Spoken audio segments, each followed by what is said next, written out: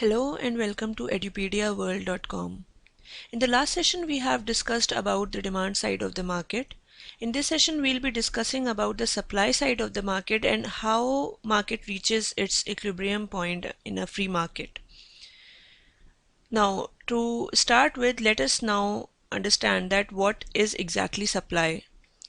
Supply means the quantity of a commodity that its producers or sellers offer for sale at a given price per unit of time. While buyers of a product make the demand side of the market, sellers of that product make the supply side of the market.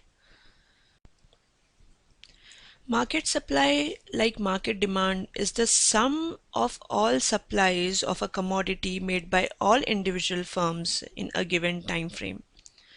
For example,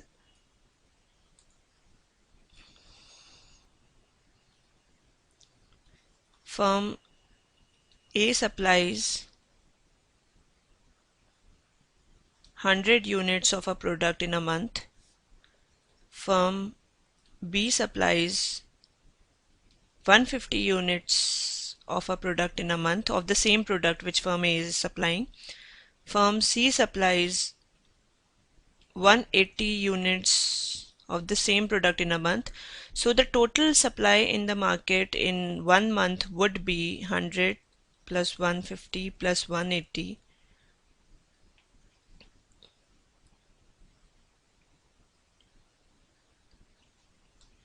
430 units in 1 month. So this 430 units is the market supply in 1 month.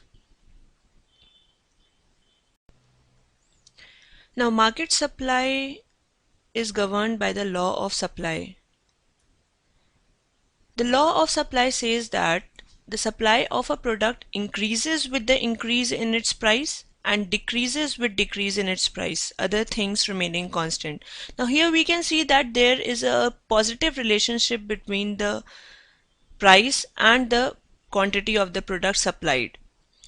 As compared to the law of demand where it was a negative relationship, here we see a positive relationship. It implies that the supply of a commodity and its price are directly related to each other. This relationship holds under the assumption that other things remaining constant. Now other things here include technology, price of related goods, substitute and complements, and weather and climatic conditions in case of agricultural products. Now, in order to understand the law of supply more comprehensively, let's understand what is a supply schedule. A supply schedule is a tabular presentation of the law of supply.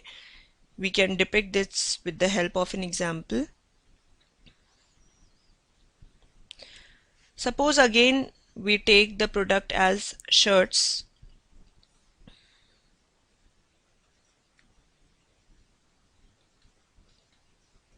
We'll see the supply of shirts in a given time frame.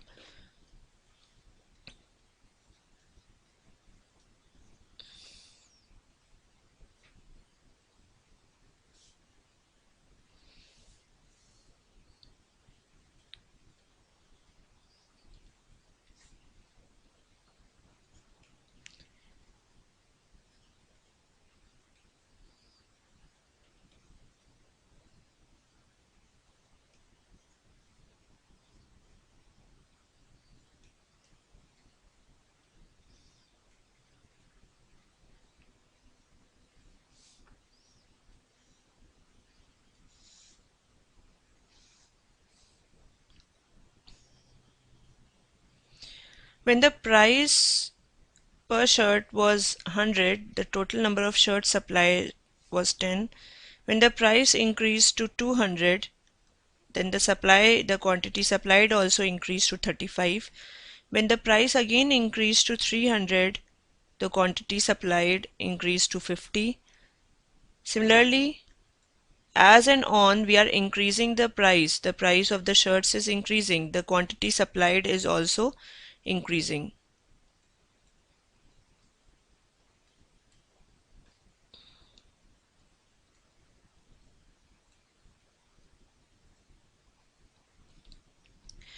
So we can see here that there is a direct relationship. As and on the price is increasing, the quantity supplied is also increasing. So when we represent this data in a tabular form, it is known as supply schedule.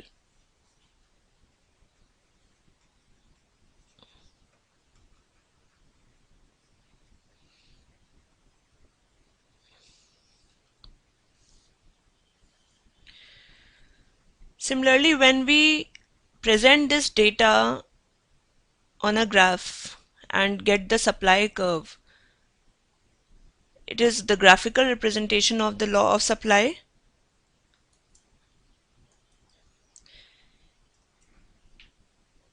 A supply curve is a graphical presentation of the supply schedule. We can put the same data on a graph and get the supply curve.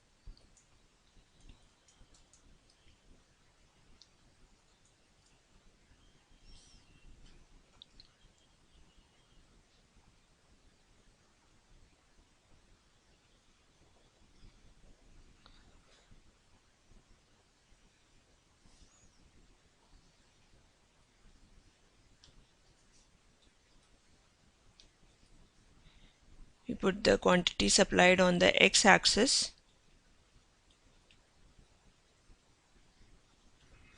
and the price on the y-axis.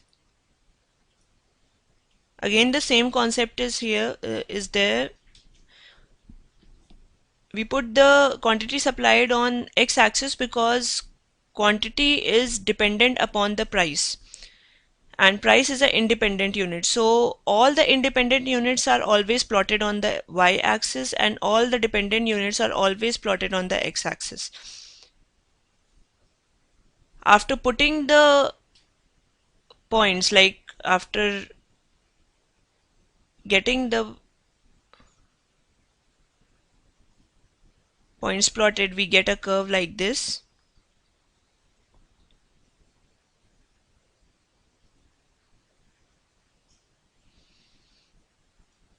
Now this is a supply curve. We get this by joining the points of price and quantity supplied. We can see here that because there is a direct relationship between the price and the quantity supplied, that's why the curve is positively sloping towards its left.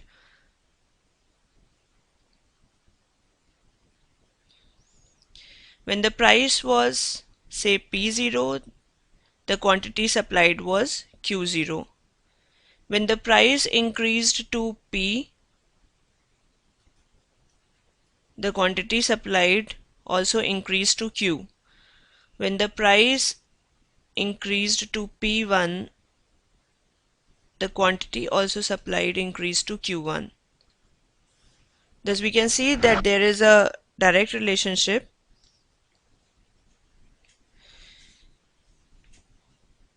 This is how we get a supply curve.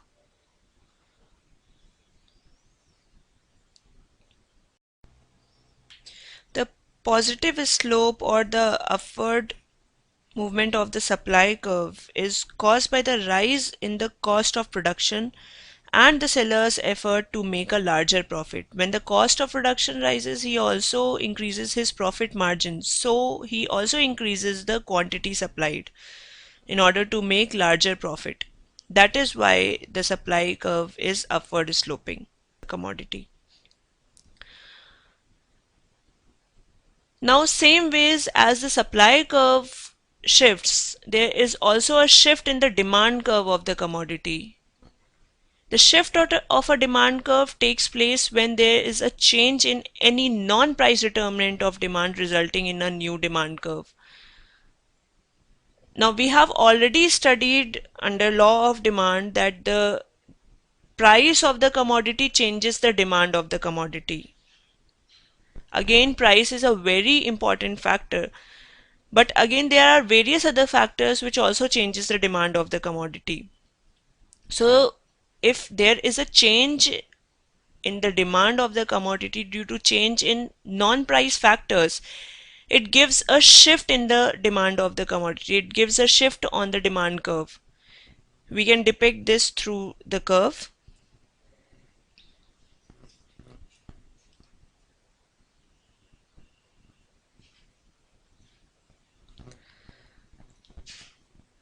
We have already seen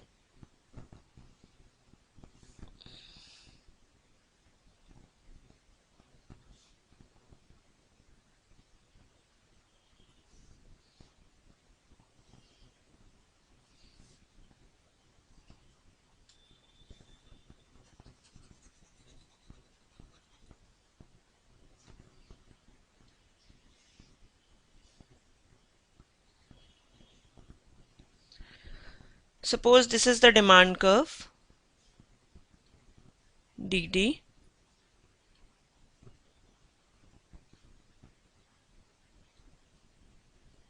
On x-axis again we take the quantity demanded, and on y-axis we take the price. Now when the demand curve shifts towards its right, there is increase in the demand, and when the demand curve shifts towards its left, there is decrease in the demand.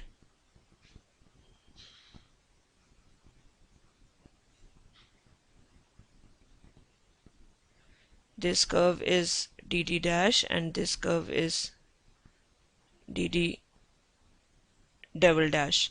Now this shift in the demand curve is not because of the price of the commodity. This is because of other factors which determines the demand of the commodity. Now let's see what are the other factors which determine the demand of the commodity.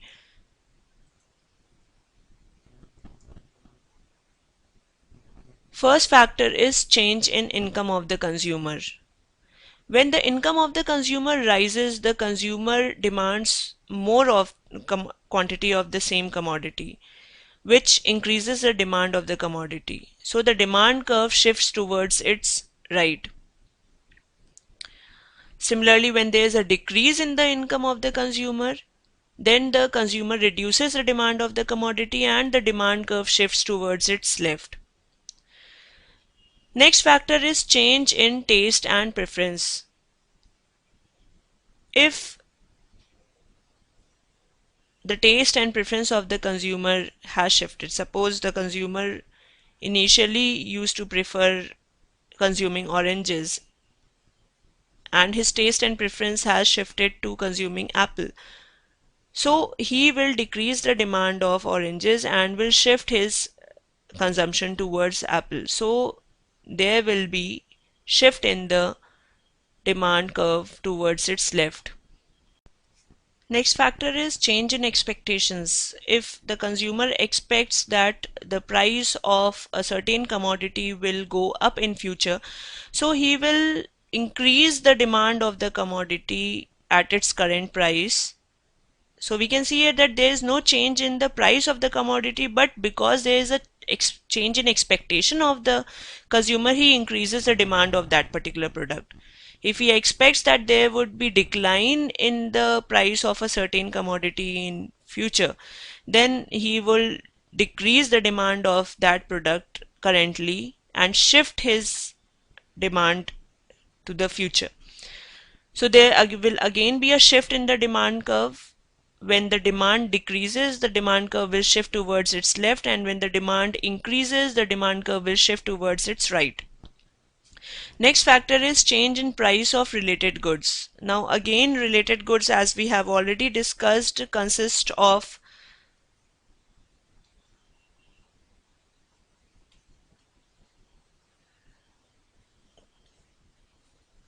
substitutes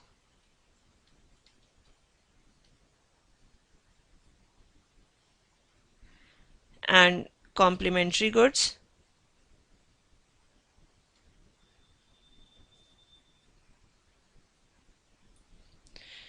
Now substitute goods, for example, tea and coffee. Now when the price of, suppose the tea is our main product and coffee is a substitute good, when the price of coffee increases, consumers of coffee will automatically substitute their consumption by tea. So they will increase the demand of tea. So there will be a shift in the demand curve towards its right because the demand of tea has increased. Similarly, for complementary goods, suppose the price of car has increased, so the consumers will decrease the demand of car, and ultimately because will not purchase new cars, so they will decrease the demand of petrol also. There's no change in the price of petrol, but because the price of car has increased, the demand of petrol has gone down. So this will shift the demand curve of for petrol towards its left, which will show the decrease in the demand of petrol. So this is a non-price determinant which shifts the demand curve towards its right and left. The other factor is population size and composition. Now, when the population of a particular area increases, the demand in that area increases. And similarly, when the population decreases, the demand of the commodity also decreases, which shifts the demand curve towards its right and left. Next is advertisement effect. Next factor. Suppose the price of the commodity is the same, but the producer has increased the frequency of ads on television. So this will create a demand in of that particular product in the market because now people come to know about the product through the advertisement effect. So which will increase the demand and which will shift the demand curve towards its right. These were the various factors which result in shift in the demand curve. Now let's know that what is the difference between increase and decrease of demand as compared to extension and contraction of demand. Now, as the simple difference is that increase and decrease of demand is due to non-price determinants of demand, whereas extension and contraction of demand is due to the current price of the product. We can see through the graph.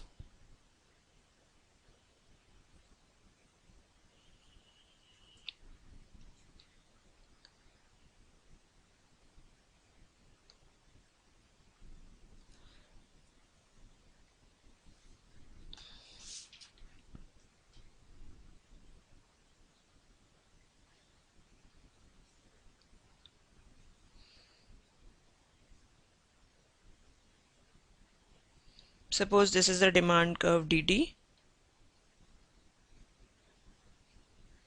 and this is a demand curve D dash.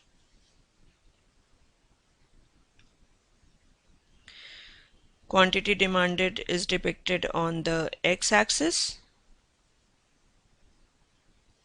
and on the y-axis we depict the price of the commodity.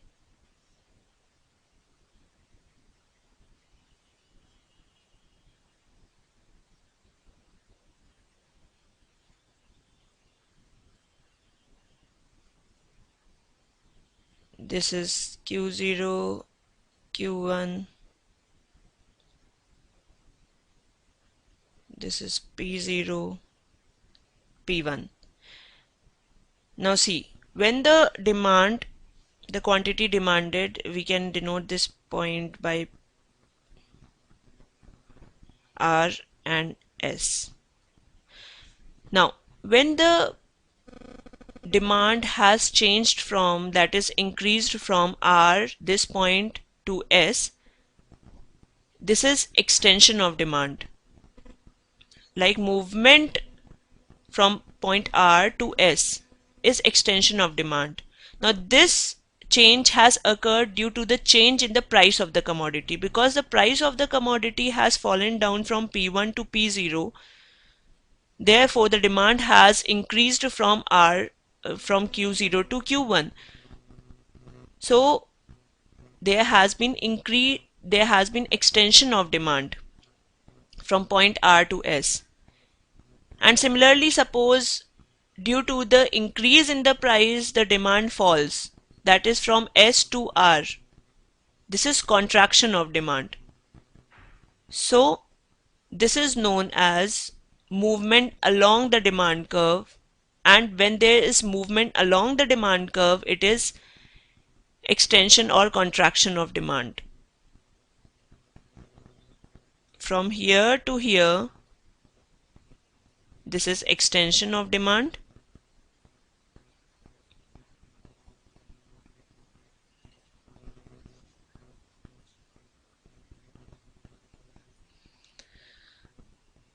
And from here to here, this is contraction of demand.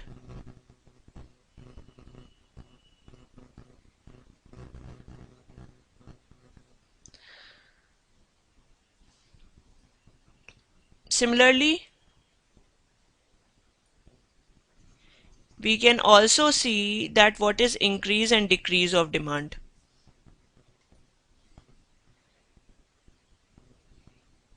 I draw a different graph to depict this.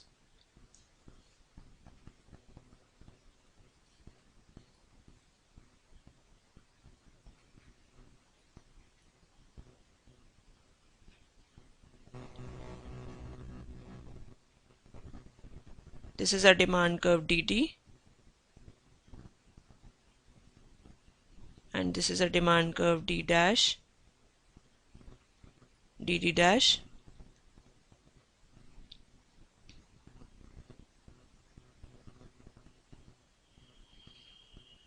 The price is the same, but the demand has increased.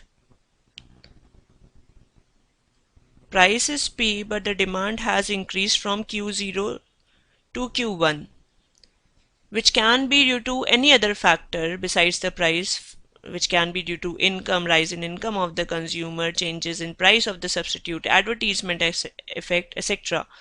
So this is suppose point A and this is point B. So when there is a shift in the demand curve due to non-price determinants, it is known as increase or decrease in demand. When the demand curve has shifted from DD to DD dash, it is increase in demand. That is when the demand curve has shifted from point A to point B. This is increase in demand.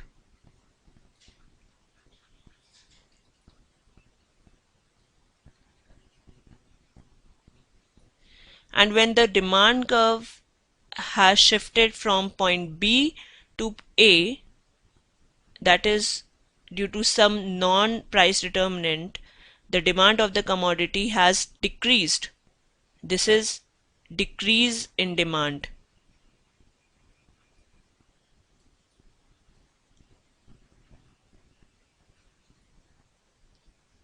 So now we can clearly decipher between extension and contraction of demand versus increase and decrease in demand. Extension and contraction of demand is due to the price of the commodity, due to the changes in the price of the commodity. Whereas increase and decrease in demand is due to the changes in non-price factors of the commodity. For example, changes in income of the consumer, advertisement effect, expectation regarding price rise in future, etc. When there's a movement along the demand curve, it is extension or contraction of demand. And when there is a shift in the demand curve, it is increase or decrease in demand.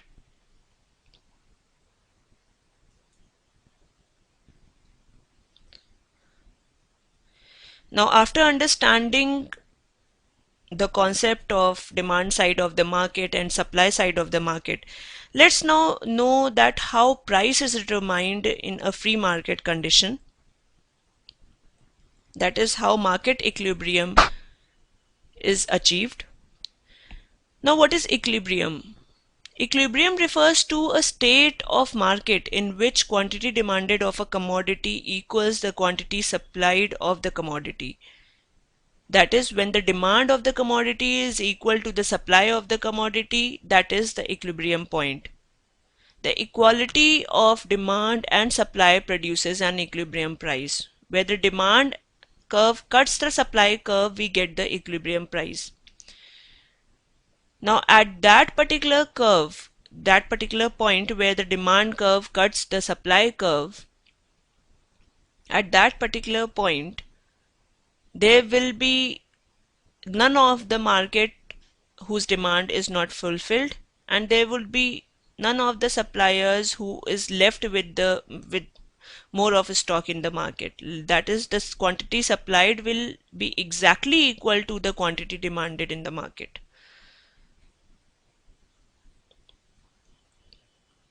Now let's see how price is determined under equilibrium and in a free market state. Equilibrium price of a commodity in a free market is determined by the market forces of demand and supply. We'll study this with the help of a schedule and a graph.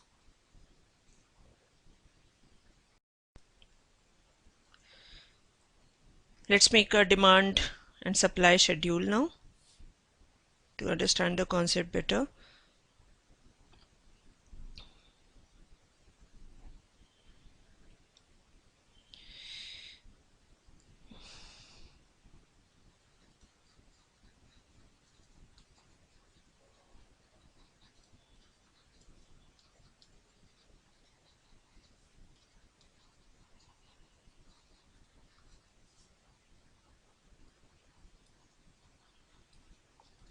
Our product is again shirts. The price is in rupees.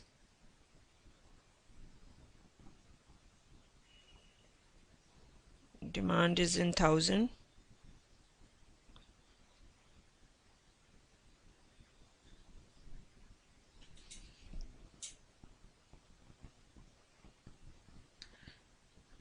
And supply is also in 1000.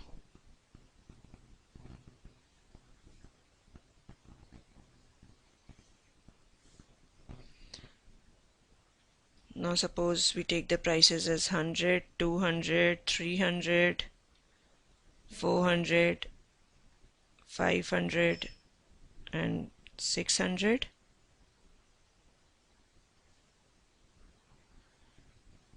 Consecutively to the prices, as the prices are rising, we'll see that the demand of the product is falling. At price 100, the demand was 80,000. Price 200, the demand fell down to 55,000. Then at price 300, the demand fell down to 40,000, then 28,000, then 20,000, then 15,000. And the effect on the supply will be, as the price is increasing, the supply will increase. So initially it was at 100, it was 10,000 shirts. At 200, it was 28,000 shirts. At 300, it was 40,000 shirts, then 50,000,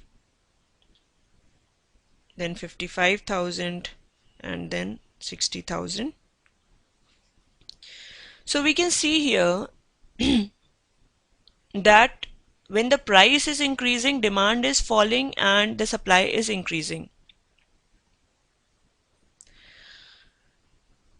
And we get a point at price 300 where demand of the commodity is just exactly equal to the supply of the commodity. When the price of the shirts was 300, the demand was also 40,000 and the supply was also 40,000. So this is the equilibrium point. This is how we depict the market equilibrium with the help of a schedule.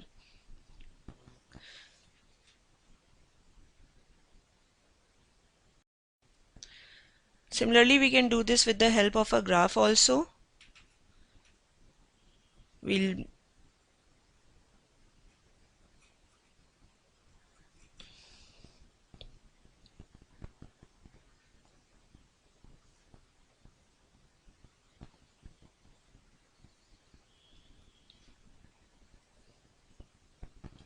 on x-axis we'll take quantity demanded.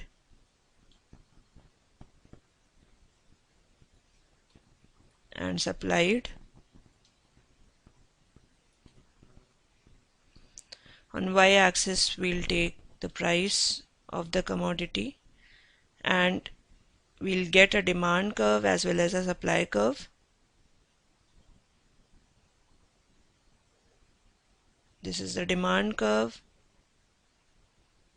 and this is the supply curve. When we join the points of the price and the quantity demanded and supplied, we get the demand curve and the supply curve. So we can see here at this particular point where the quantity demanded and supply was Q and the price was P, the demand curve cuts the supply curve. So this particular point we can denote it as E, and it is the equilibrium point.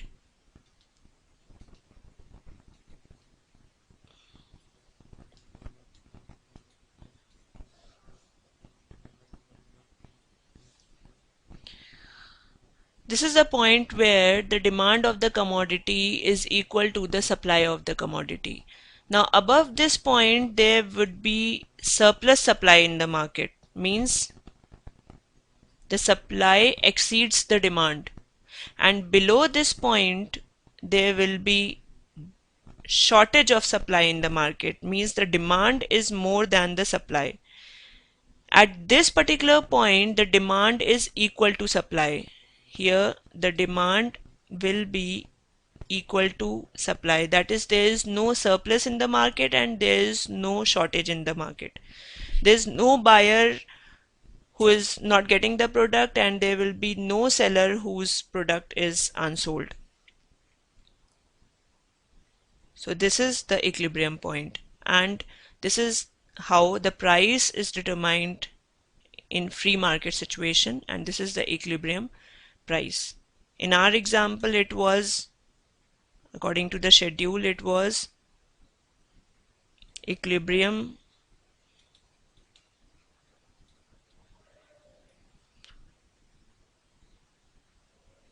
quantity demanded and supply was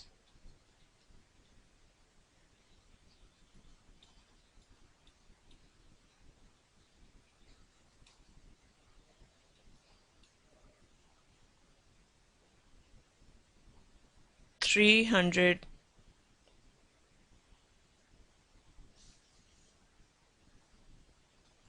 sorry 40,000 shirts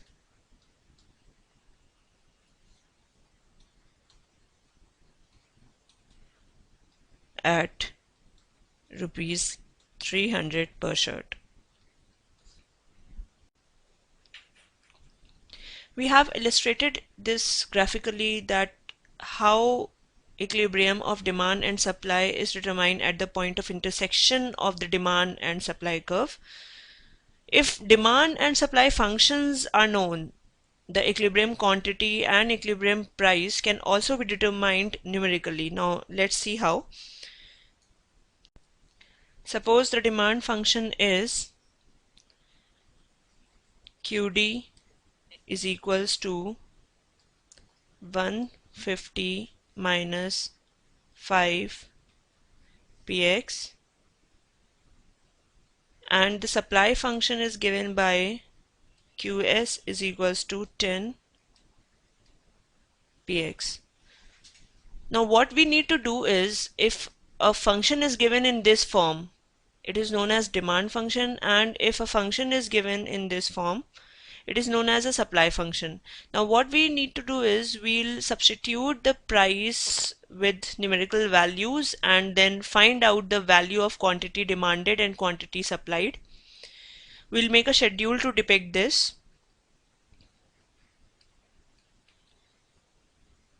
Suppose price is given in rupees,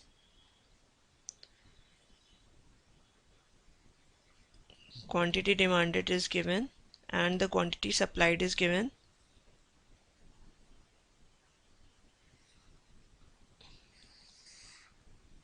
Suppose we take the price as 2. So if we have to take out that what is the quantity demanded, we'll substitute the price here px by 2 and we'll take out that what is the quantity demanded is. It will be 150 minus 5 into 2. Now solving this out, we get 140 units. Similarly, we can take out the quantity supplied. Now we'll simply multiply 10, that is the quantity supply function is 10px, so we'll simply multiply 10 with 2. 2 is the price assumed. So 10 into 2, so quantity supplied will be 20 units.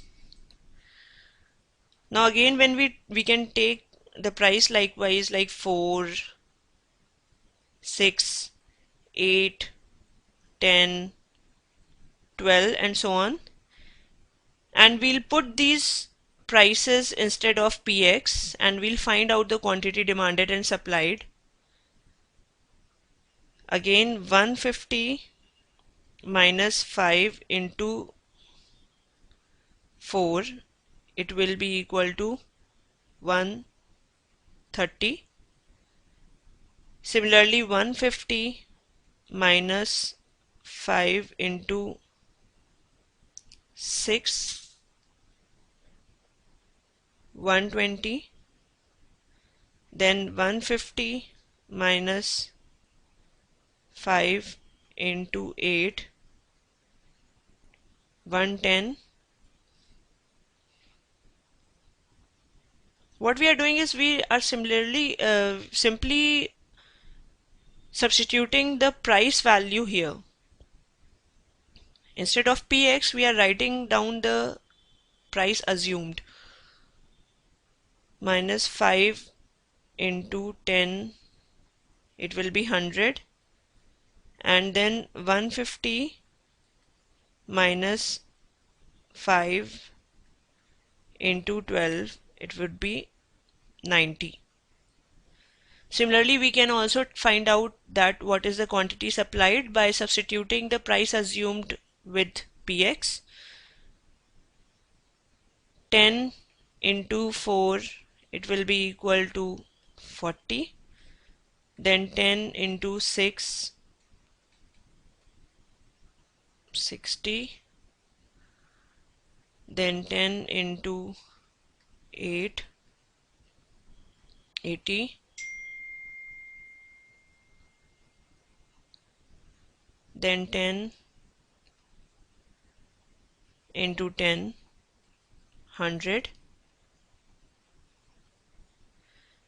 Then 10 into 12, 150. So we can see here that we have found out the quantity demanded and quantity supplied by assuming the prices, and the function was given, quantity demand function was given and quantity supplied function was given. We have solved it out in order to make the demand schedule. Now in this demand schedule we see that when the price was 10 per unit, the quantity demanded is equal to the quantity supplied. So this is the equilibrium point. When the price was 10 per unit, the quantity demanded was 100 as well as the quantity supplied was also 100. So this is the equilibrium point where quantity demanded is equals to quantity supplied. Same ways we can also graphically depict this.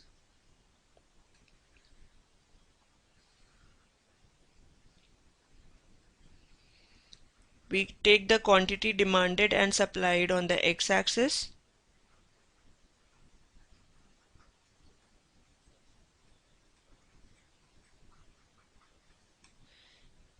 And the price on the y-axis.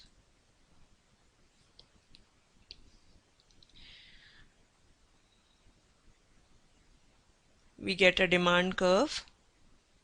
This is dd is our demand curve by joining the points which we get from price and quantity depiction, and SS is the supply curve. So where these two curves cut each other, we get the equilibrium price and the equilibrium quantity.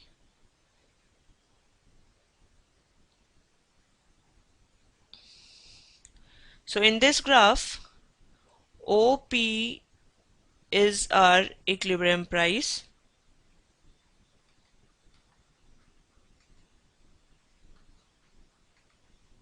and OQ is our equilibrium